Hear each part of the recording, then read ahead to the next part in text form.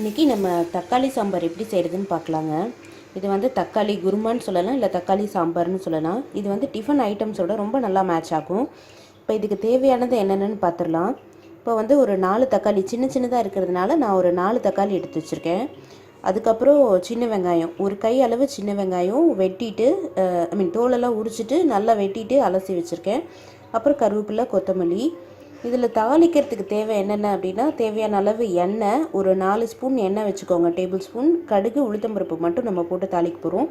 இதில் மசாலா ஜாமான் பார்த்தீங்க அப்படின்னா, ஒரு 7-8 கிராம்பு எடுத்திருக்கேன், ஒரு 2 துண்டு பட்டை, ஒரு அரை ஸ்பூன் சோம்பு, அரை ஸ்பூன் மல்லி, ஒரு இன்ச்சை விட கம்மியாக இஞ்சி எடுத்துக்கோங்க, ஒரு 2-3 பல் பூண்டு, அவ்வளோதான். இஞ்சியும் பூண்டும் நிறைய போட்டிங்கன்னா கொஞ்சம் கசப்படிக்கிற மாதிரி தெரியும், அதனால் அதை மட்டும் கொஞ்சம் கம்மி பண்ணிக்கலாம். அதுக்கப்புறம் ஒரு டேபிள் ஸ்பூன் பொட்டுக்கடலை, கொஞ்சம் திக்னஸ் கொடுக்கறதுக்காக. அப்புறம் தூள் ஐட்டம் பார்த்தீங்க அப்படின்னா, கொஞ்சமாக மல்லித்தூள், கொஞ்சமாக மிளகாத்தூள், அப்புறம் ஒரு கப் தேங்காய். அதாவது ஒரு சின்ன கப்புக்கு உங்களுக்கு எவ்வளோ குழம்பு தேவையோ அந்தளவுக்கு நீங்கள் தேங்காய் எடுத்துக்கலாம். இதெல்லாம் மட்டும்தான் நம்ம போட்டு அரைக்க போகிறோம். அதாவது இந்த மசாலா ஜாமான், இந்த பொட்டுக்கடலை, இந்த தூள் ஐட்டம், இந்த தேங்காய், அப்புறம் எவ்வளோ தேவையோ அந்த குழம்புக்கு அந்த அளவுக்கு உப்பு, இதை மட்டும் நம்ம போட்டு அரைச்சிக்கலாம். இப்போ இதை எப்படி செய்கிறதுன்னு பார்க்கலாம். ஃபஸ்ட்டு வந்து நான் ஒரு பாத்திரம் வச்சு அதில் தக்காளியை மட்டும் நல்லா போட்டு வணக்கிக்க போகிறேன், எண்ணெய் ஊற்றி வணக்கிக்க போகிறேன். இந்த ஐட்டம் எல்லாத்தையுமே நம்ம என்ன பண்ணிடலாம் அப்படின்னா, மிக்சிக்கு ட்ரான்ஸ்ஃபர் பண்ணிடலாம்.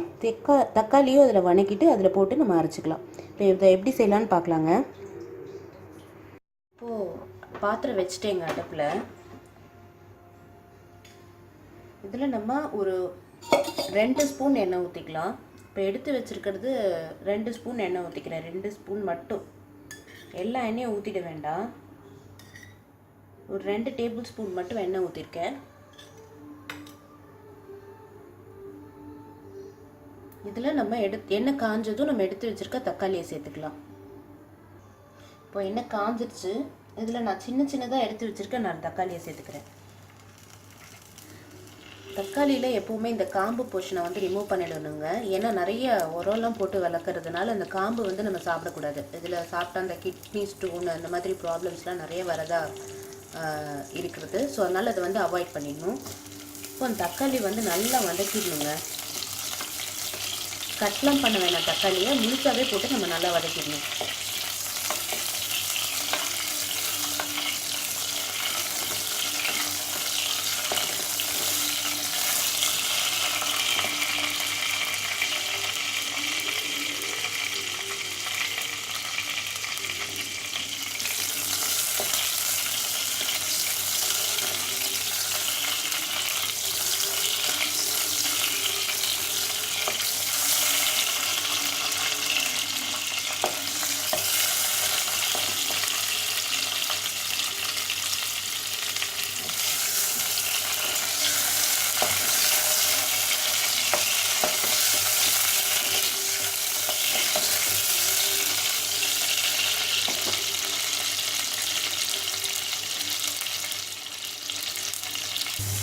இப்போ பார்த்தீங்கன்னா இந்த தோலெல்லாம் வந்து நல்லா சுருங்கி வந்திருக்கும், ஆனால் தக்காளி வந்து உடஞ்சிருக்காது. இந்த மாதிரி ஸ்டேஜில் ஆஃப் பண்ணிடணும். அதாவது ஒரு 2 நிமிஷம் அடுப்பில் வச்சுட்டிங்கனாலே போதும், அது வந்து நல்லா வதங்கிடும். இப்போ பார்த்தீங்க அப்படின்னா தோலெல்லாம் நல்லா சுருங்கிடுச்சு, இது பார்த்தீங்கன்னா தெரியும். இந்த மாதிரி வந்தோடனே இதை ஆஃப் பண்ணிவிடுங்க. இப்போ நம்ம என்ன பண்ணலாம் அப்படின்னா, நம்ம எடுத்து வச்சுருக்க மசாலா ஜாமெல்லாம் மிக்சியில் போட்டுக்கலாம்.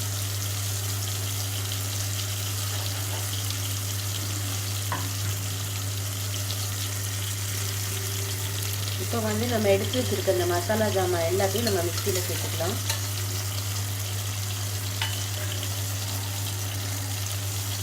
இந்த பொட்டுக்கடலை,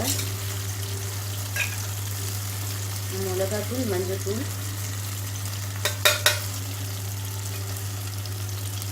இந்த தேங்காய் எல்லாத்தையும் நம்ம மிக்சியில் சேர்த்தாச்சு. இப்போ எடுத்து வச்சுருக்க இந்த தக்காளியும் சேர்த்துக்கலாம்.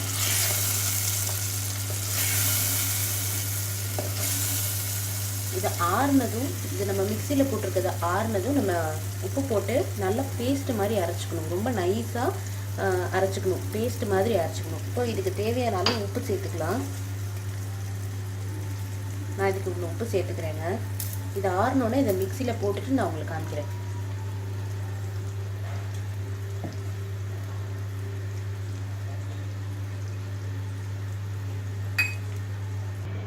இப்போ மறுபடியும் நம்ம அதே பாத்திரத்திலே வந்து மிச்சம் இருக்கிற எண்ணெயை சேர்த்துக்கலாம். ஏற்கனவே நம்ம சேர்த்து வதக்கியிருக்கோம், அதை விட இன்னும் கொஞ்சம் 1 ஸ்பூன் எண்ணெய் சேர்த்துக்கோங்க. இல்லை எண்ணெய் கம்மியாக தான் சேர்க்கணும்னு நினச்சிங்கன்னா அதுவே இருந்ததுன்னா கூட ஓகே தான். பார்த்தீங்கன்னா ஒரு 2 ஸ்பூன் எண்ணெய் இருக்கும், அவ்வளோதான். இப்போ இந்த எண்ணெய் காஞ்சோன்னா நம்ம கடுகு உளுத்தம்பருப்பு சேர்த்துக்கலாம். அதுக்குள்ளே என்ன பண்ணியிருக்கேன் அப்படின்னா, நான் வந்து இந்த பேஸ்ட்டை வந்து இந்த தக்காளி தேங்காய் அந்த மசாலா தூள்லாம் போட்டிருக்க பேஸ்ட் வந்து நல்லா பேஸ்ட்டை அரைச்சிக்கிட்டேன். தண்ணி ஊற்றாமல் அரைங்க, தேவைப்பட்டுச்சுன்னா தண்ணி ஊற்றிக்கோங்க. நல்லா பேஸ்ட் மாதிரி அரைச்சிக்கணும். எண்ணெய் காஞ்சிருச்சு, இதில் நம்ம எடுத்து வச்சுருக்க கடுகு உளுத்தம்பருப்பை சேர்த்துக்கலாம். இது இப்போ பொரிஞ்சோன்னே கருவேப்பிலை சின்ன வெங்காயம்லாம் சேர்த்துக்கலாம். இப்போ கடுகு நல்லா பொரிஞ்சிருச்சு, இதில் நம்ம எடுத்து வச்சுருக்க சின்ன வெங்காயத்தை சேர்த்துக்கலாம். நம்ம எவ்வளோ சின்ன வெங்காயம் சேர்க்குறோமோ அந்த அளவுக்கு இது டேஸ்ட்டாக இருக்கும்.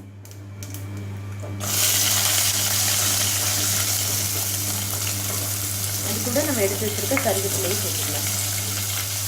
இந்த வெங்காயம் நல்லா வதங்கணுன்னா நம்ம அரைச்சி வச்சுருக்க பேஸ்ட்டு போட்டு இதில் ஊற்றி எவ்வளோ தண்ணி வேணுமோ அவ்வளோ ஊற்றி உப்பு போட்டு கொதிக்க வைக்கணும்.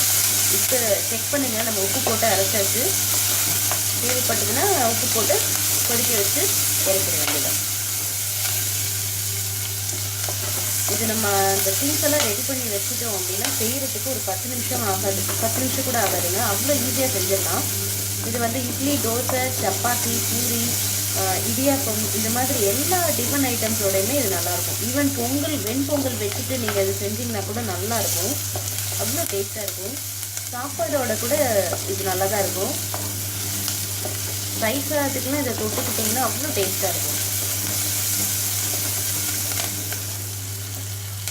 வெங்காயம் இன்னும் கொஞ்சம் வதங்கட்டும்.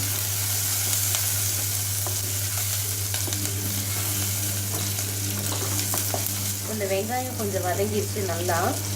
இதில் நம்ம அந்த அரைச்சி வச்சுருக்க பேஸ்ட்டை சேர்த்துக்கலாம். இதில் தேவையான அளவு தண்ணி சேர்த்துக்கோங்க.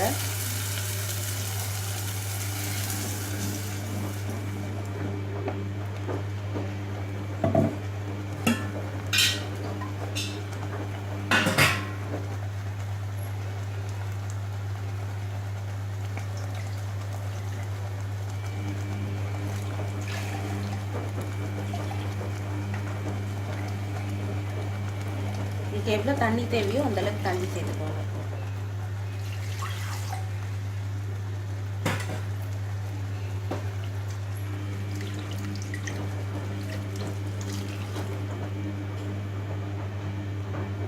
இதுக்கு கொதிக்க கொதிக்க கெட்டி ஆகுங்க, அதனால கொஞ்சம் தண்ணி வந்து கொஞ்சம் தாராளமாக சேர்த்துக்கோங்க. ஒரு கப்லேருந்து 1.5 கப் வரைக்கும் எக்ஸ்ட்ரா தண்ணி ஊற்றிக்கோங்க.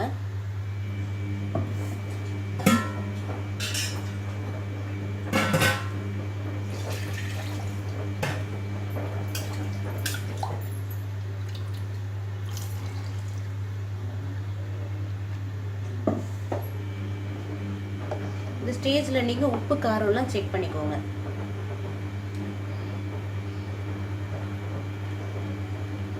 எனக்கு கொஞ்சம் உப்பு பத்தலை, அதனால உப்பு மட்டும் கொஞ்சம் சேர்த்துக்கிறேன். காரம் வந்து எனக்கு சரியாக போயிடுச்சு. ஒரு 2 ஸ்பூன் மிளகாத்தூள் போட்டிருக்கேன், தனி மிளகாத்தூள், சரியாக போயிடுச்சு. வேறு எந்த தூள் ஐட்டமே நம்ம சேர்த்தெல்லாம் போடணும்னு இல்லை. இது இப்போ நல்லா கொதிக்கிட்டோம். இப்போ இது பார்த்தீங்கன்னா நல்லா கொதிச்சிருச்சு, திக்காயிடுச்சு. நான் வந்து கொஞ்சம் கெட்டியாகட்டும்னு சொல்லிட்டு விட்டுட்டேன். இன்னும் கொஞ்சம் நீங்கள் தண்ணியாக இருக்கணும்னு நினச்சிங்கன்னா கூட இதுக்கு முன்னாடி ஸ்டேஜ்லேயே ஆஃப் பண்ணிடலாம். நான் இப்போ ஆஃப் பண்ணிட்டு கொத்தமல்லி தலை எடுத்து தூவிடுறேங்க. அவ்வளோதான், இந்த சாம்பார் ரெடி ஆகிடுச்சு. இது வந்து இட்லி கூட, தோசை, பூரி, சப்பாத்தி, இடியாப்பம், பொங்கல் இது கூடலாம் அவ்வளோ டேஸ்ட்டாக இருக்குங்க, அட்டகாசமாக இருக்கும். இதை ட்ரை பண்ணி பார்த்துட்டு எப்படி இருந்ததுன்னு கமெண்ட் பண்ணுங்கள், ஷேர் பண்ணுங்கள். எங்கள் சேனலை சப்ஸ்கிரைப் பண்ணுங்கள், ஷேர் பண்ணுங்கள், லைக் பண்ணுங்கள். தேங்க்ஸ் ஃபார் வாட்சிங்.